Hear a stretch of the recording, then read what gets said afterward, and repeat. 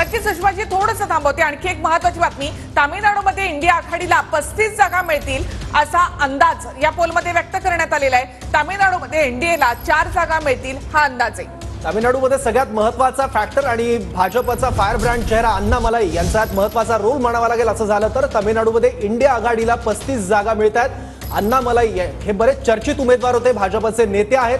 तामिळनाडूमध्ये एनडीएला 4 जागा मिळतात. तर तामिळनाडूमध्ये भाजपची मेन म्हणजे एंट्री झालेली आहे. 2 जागा ज्या आहेत त्या यामध्ये भाजपला मिळत आहेत. पोलनुसार हा अंदाज आहे. तामिळनाडूमध्ये इंडिया आघाडीला 35 जागा मिळण्याचा अंदाज आहे. बरोबर. दक्षिण भारतात भाजपचा फारसा प्रेझेन्स दिसत नाहीये, भाजपला फारशा जागा सुद्धा नाहीयेत. पण तामिळनाडूमध्ये 4 जागा जर भाजपला मिळाल्या, 2 जागा जरी मिळाल्या तरी भाजपसाठी ते यश असेल. बरोबर. अण्णामलाई एक नवं नेतृत्व भाजपचं दक्षिण भारतात सध्या उदयाला येत आहे, बरंच चर्चित आहे देश पातळीवर सुद्धा. आणि आता जो एक्झिट पोल येतोय त्यानुसार तामिळनाडू एनडीएला 4 जागा येतात तर भाजपला 2 जागा. केशवजी, तामिळनाडूमध्ये भाजपची एंट्री मला वाटतं जास्त जागा मिळण्याचा अंदाज होता भाजपचा. नाही, मुळात लक्षात घेतलं पाहिजे. मुळामध्ये ज्या ठिकाणी साऊथमध्ये भारतीय जनता पार्टीचं काही आतापर्यंत नव्हतंच, आज तामिळनाडूमध्ये भारतीय जनता पार्टीला 4 जागा, एनडीएला त्यात 2 जागा भारतीय जनता पार्टी तुम्ही दाखवताय. हे सगळ्यात मोठं मला असं वाटतं की देशाचा मूड काय हे सांगणारं हे आजचं आलेलं आहे.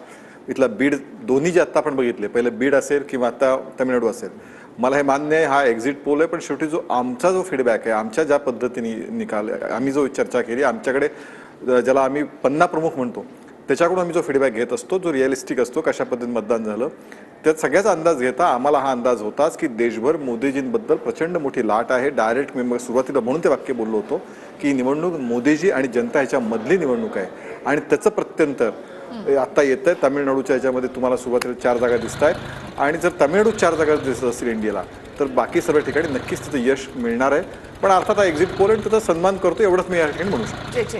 नक्कीच आपण वरही आकडे पाहतोय की एनडीएला 4 तर इंडिया आघाडीला 35 जागा या ठिकाणी दाखवण्यात आले. तामिळनाडूचा हा पोल आपण या ठिकाणी पाहतोय. महाराष्ट्राचा प्रत्येक जागेचा पोल आपण इथे पाहणार आहोत. मात्र सध्या आपण तामिळनाडूचा पोल इथे पाहतोय. एनडीए 4 आणि इंडिया आघाडी 35. पंतप्रधान नरेंद्र मोदी यांनी स्वतः जातीने तामिळनाडूमध्ये लक्ष घातलं होतं. अण्णामलाई यांच्यासोबत अनेक ठिकाणी रोड शो देखील त्यांनी केलेले होते आणि त्यानंतर आता एक्झिट पोल समोर